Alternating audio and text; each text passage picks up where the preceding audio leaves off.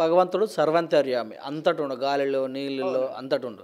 మరి ఒక గుళ్ళు కట్టి ఆ గుళ్ళకు ప్రత్యేకత అంటే ఫర్ ఎగ్జాంపుల్ విజయవాడ పోతే పవర్ఫుల్ టెంపుల్ అని, శ్రీశైలం పోతే పవర్ఫుల్ అని, కొన్ని ఊరాల్లో మొక్కుకుంటే అవుతుందంట. మరి భగవంతుడు ఇక్కడే ఉండని చెప్తాను కూడా నిదర్శనం లేదు కదా, దీన్ని ఇలా చెప్తారు. మరి వాస్తవికంగా భగవంతుడు నిరాకారుడు అని చెప్పుకుంటాం. అయితే గాలి అంతటా ఉందండి. గాలి నాకు చూపించమంటే చూపిస్తారా? అయితే ఆ గాలిని ఏం చేస్తున్నాము, ఒక యంత్రం ద్వారా దాన్ని పట్టి ఒక కార్ టైర్లో నింపుకుంటున్నాము. ఏమయ్యా గాలిని నేను నింపుకుంటాను అంటే చేయికి రాదే, చేతికి కంటికి కనబడదే. అట్లానే భగవంతుడు సర్వాంతర్యామి.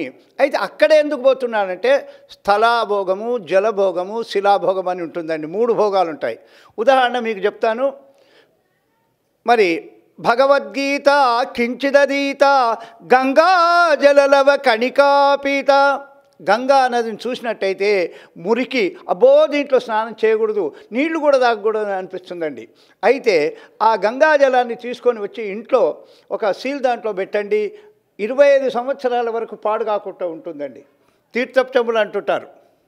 మరి అదే మనం మినరల్ వాటర్ తీయండి, దాని మీద డేట్ ఉంటుందండి, ఎక్స్పైరీ డేట్ 6 నెలలు అయితే అయిపోతుంది. అంటే అక్కడ ఉన్నటువంటి భూమికి శక్తి ఉంటుందండి. ఈ భూమి మీద కూర్చున్నాం, ఈ భూమి మీద బాగా అంతెందుకు మనము ఉదాహరణ తీసుకుంటే గోదావరి తీర ప్రాంత వాసులు ఉన్నారు, వాళ్ళకి కాస్త తెలివి ఎక్కువ ఆ నీళ్లు. మనకు కృష్ణానది అట్లానే గంగా జలవైభవము, స్థల వైభవము, తర్వాత శిలావైభవం అని ఉంటుంది. కాబట్టి ఎక్కడ వెళ్ళినా వీడికి ఆత్మశుద్ధి అండి. ఈ ఆత్మశుద్ధి కావడానికి, సంతృప్తి కావడానికి నేను తిరుపతి వెళుతున్నాను, అక్కడ వెళ్తారు. తిరుపతిలో కొంతమంది వెళుతుంటారు, ఇక్కడి నుంచి గోవిందా గోవిందా అని వెళుతూ అక్కడ వెళ్ళి స్వామిని చూడగానే కళ్ళు మూసుకుంటారు. కానీ కళ్ళు మూసుకోవద్దండి, కళ్ళు మూసుకోకుండా స్వామిని చూడాలి. కమలాక్షునర్చించు కరములు శ్రీనాథు వణ్ణించు జివ్వ సురమౌళిపై నిల్పు చూడ్కులు శేషశాయికి మ్రక్కు శిరము విష్ణునా కణ్ణించు వీణులు.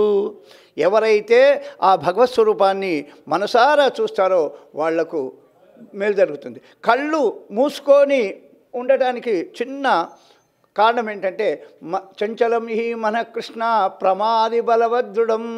ఈ మనస్సు చంచలమైంది కాబట్టి ఎవరు ఏ వస్త్రాలు వేసుకొని వచ్చినారో, ఎవరు ఏ సొమ్ములు పెట్టుకొని వచ్చినారో అని అటు ఇటు చూస్తారనే భావన చేత కళ్ళు మూసుకుంటారు తప్ప స్వామి విగ్రహాన్ని కనులార చూసిద్దే గొప్పతనం.